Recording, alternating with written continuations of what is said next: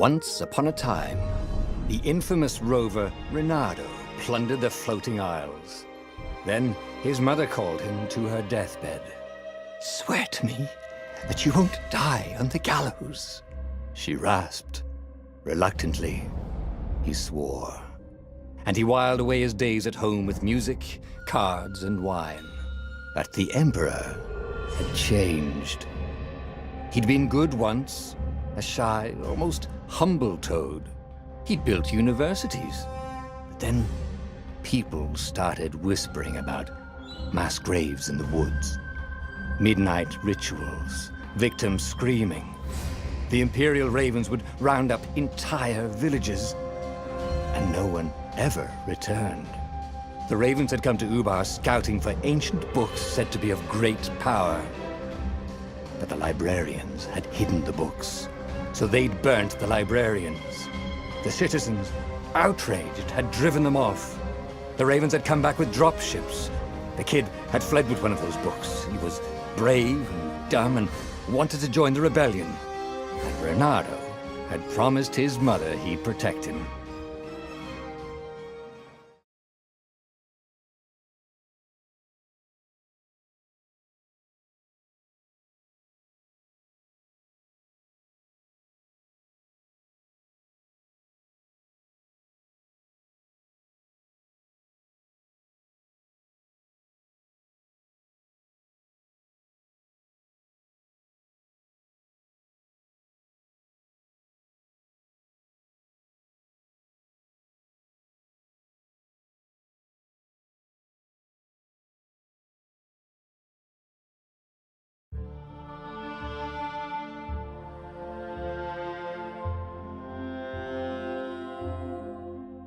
The kid was looking down, watching his city burn. "Sorry, kid," Reynardo told the kid. "Look, if we give them the book, they'll leave you alone." "My mother died for this book!" "I promised her I'd protect you." "Oh, damn it." The kid had run off. With the book, of course. So Reynardo had to run after him.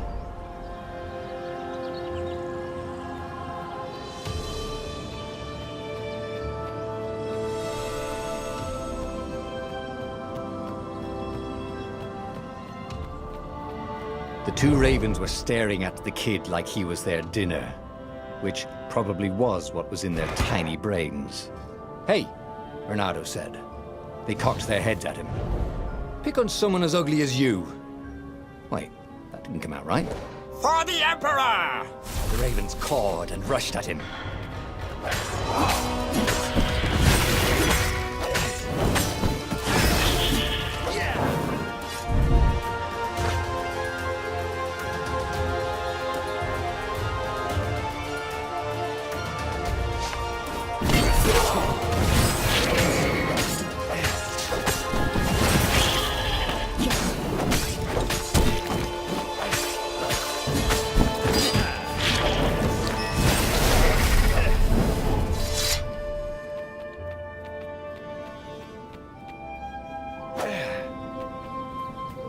A dropship flew overhead. He hoped they hadn't noticed him. The kid.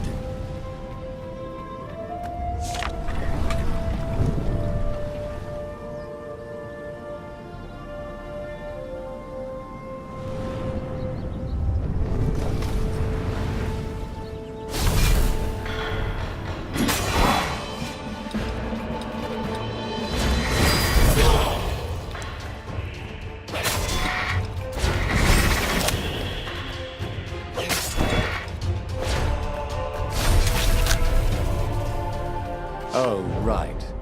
The Gate of Heroes. Someone's idea of a joke, making the skyship docks a gated community. You needed a hero's sword to open it.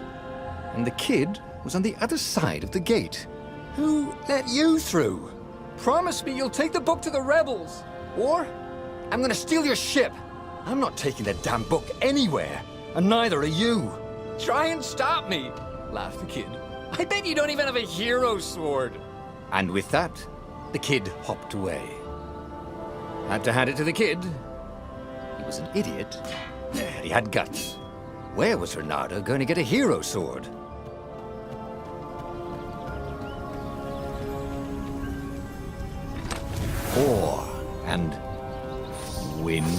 essence? Perfect.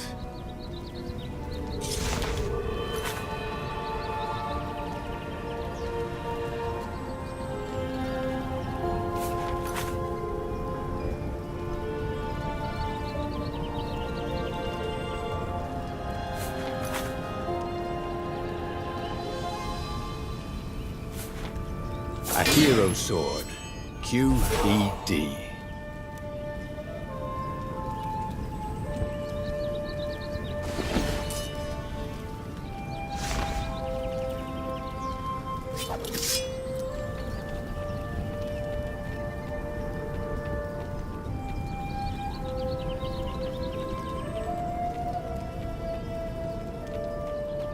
This is what he got for settling down and finding people to care about.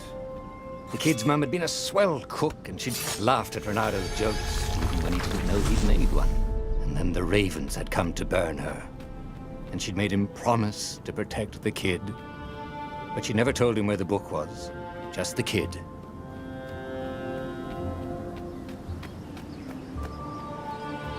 He came up to a ledge.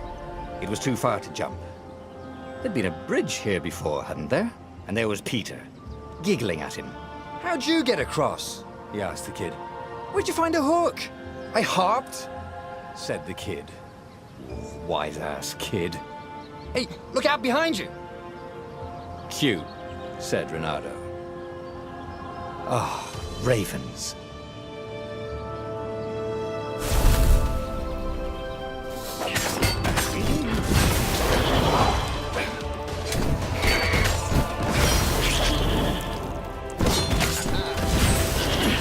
It was time to talk some sense into the kid. Just hook his way across the ledge and chase the kid down. Thing was, he hadn't used his hook since he'd retired. How had he done it? Maybe if he meditated at that altar there, he'd remember his old skills.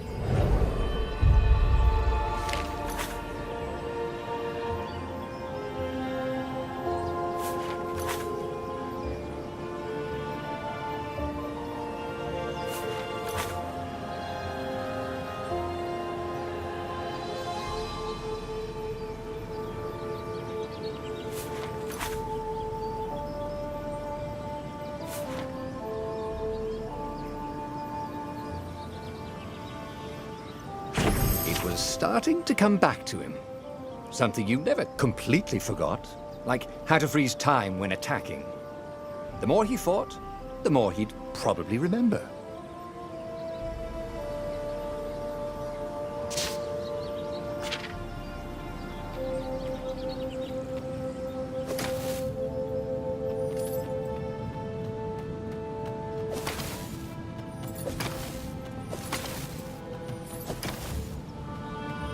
There was the Farfarer. She was the fastest ship he'd ever known. She could do the Kestra run in 12 furlongs. Oh, so the salesman had told him. And something told him the kid was about to walk into an ambush. "Stop!" he shouted. "I'm not giving you the book!" shouted the kid, and took off. "No! Peter!" But the kid ran for it, and a goggler nailed him with its eyepiece.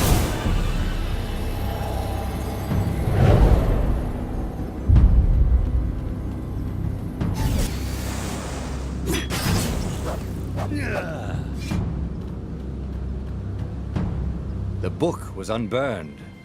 Next to it were the buckles from the kid's shoes, in a kid-sized pile of ashes. Damn it, why hadn't he lied and told the kid he'd take the book to the rebels? The kid would be alive now. Really pissed off and betrayed, but alive. Oh, damn it. Renato picked up the book. He couldn't let the Empire have it now. He was going to have to get it out of there. He'd be a wanted man. Probably have to join the rebellion just to have a place to dock. Well, he'd hated home life anyway.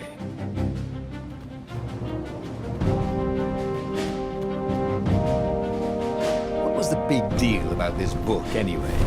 Maybe he should open it and find out. All that had been years ago. How many? war was a blur, and now 3 Raven scout ships were chasing him. Where are you running, rebel? Cawed the Raven captain over the loud hailer. Renato could see them cranking up their catapults. "Just going out for milk?" Renato yelled back. Where can you run? Laughed the Raven horribly. Far behind him, another city was burning. The dark cloud above its island was thousands of Imperial ships. The fleet was doing a thorough job. Take us to the rebel base! I will spare your life! It cawed. The entire jury-rigged rebel fleet was only a few islands to the east. Beyond that were only the pillars of heaven, a sea of endless blood-colored tornadoes. The rebellion was out of time, unless Renato could bring a game-changer. Maybe he could.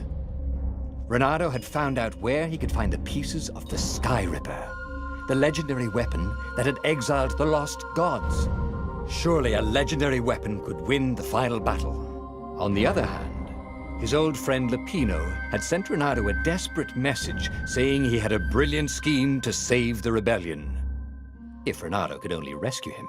Renato dived the Farfarer towards the abyss. As he felt the heat of the jet stream, the Raven ships peeled off, not stable enough to follow him down there. Now it was time to choose. Lapino or the Sky Ripper?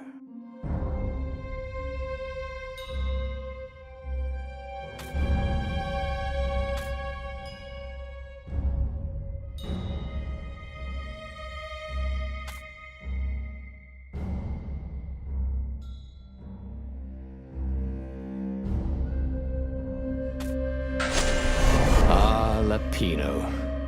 Apparently, the Mad Rabbit had sold a Pegasus that he did not exactly own. Lapino always wiggled out of trouble, given time. But he was out of time. The Ravens had figured out that Lapino was a rebel spy. If the fleet reached him first, they'd string him up for that. Never mind the winged horse.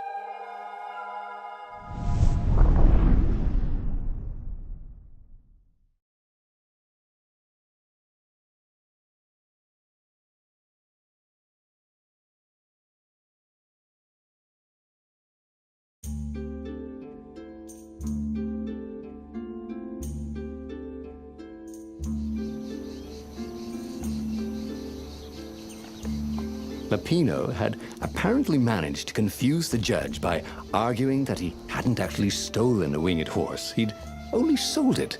But wait, where was the prison? The village was empty. Had everybody fled the Ravens?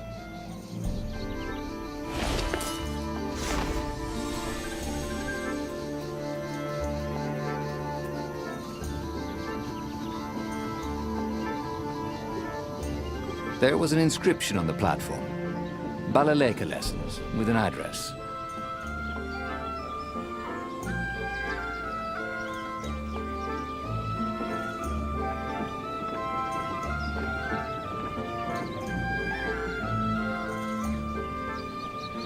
The Ravens had taken the town.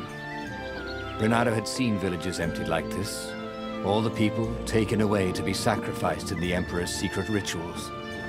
Renato hoped the people were just hiding.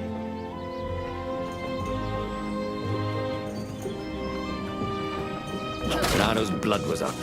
He just needed to smash something.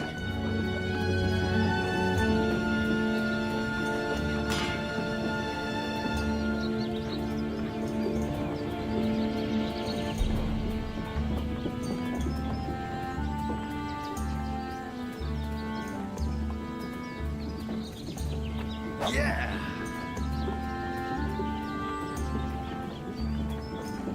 Yeah! He wasn't that good. Yet.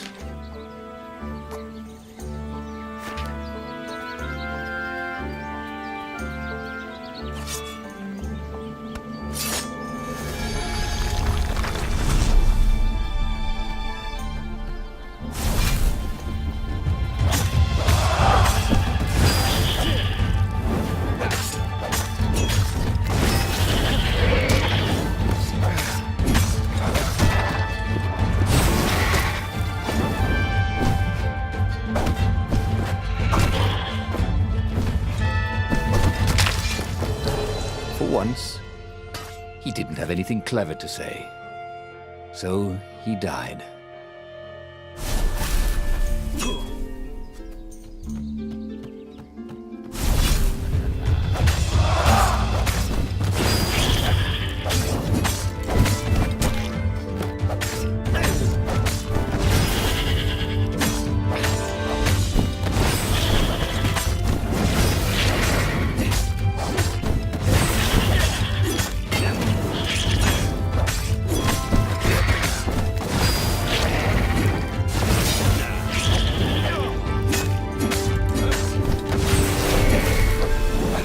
Ravens were landing everywhere. The advance guard. He'd better get moving. If they got to Lupino first, they'd eat him for breakfast. Or a snack. Ravens weren't picky. If they got hungry, they sometimes forgot to interrogate their prisoners. Even top spies like Lupino. Where had the mad rabbit got to? Bernardo felt a little better.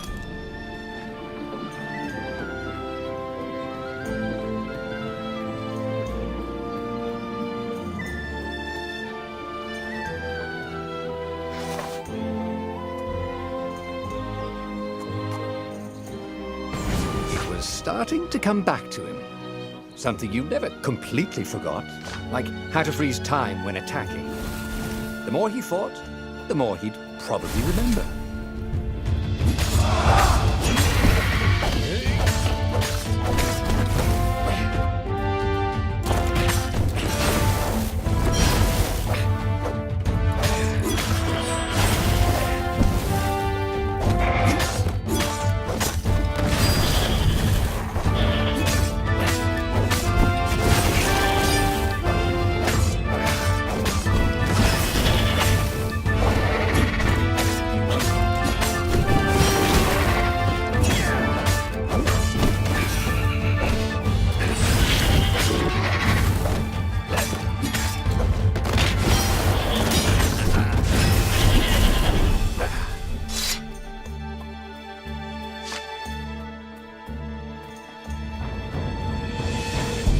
Bernardo felt a chill run down his back. Or possibly a flea.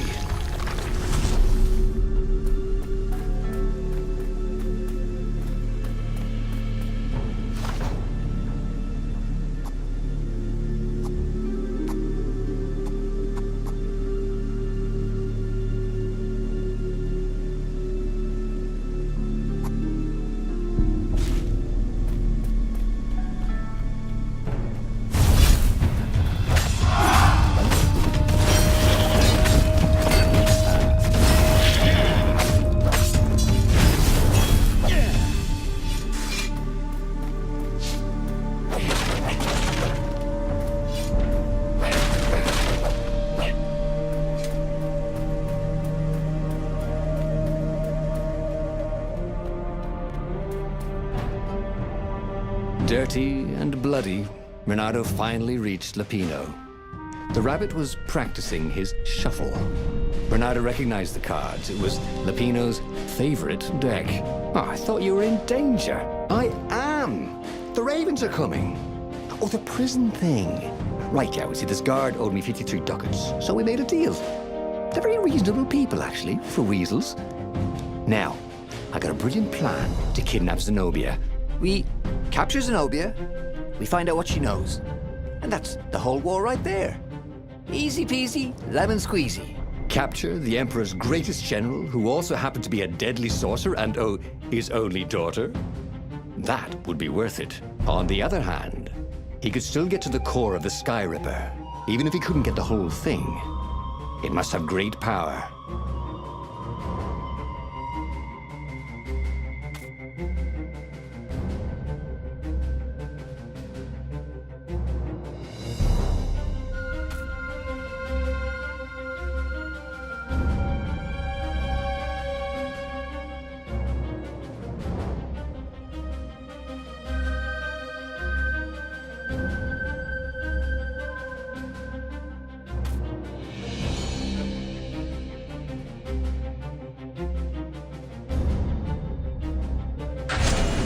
To make the Sky Ripper, The transcendent emperor had wrapped an armature around the eye of a god. Bernardo had already let that armature slip away to save Lupino's life. But even its core, the eye torn from a god, surely they could fashion a great weapon from that. The core of the Sky Ripper? Lupino's excited. That's an actual thing that we could just go and get. You've been busy. He sure had. Bernardo told him all the things he'd been up to. Soon they got to talking about old times, about wages they'd won and lost, and scrapes they'd barely got out of. It was good to be back with his friend. Bernardo grinned. He had a very good feeling about this.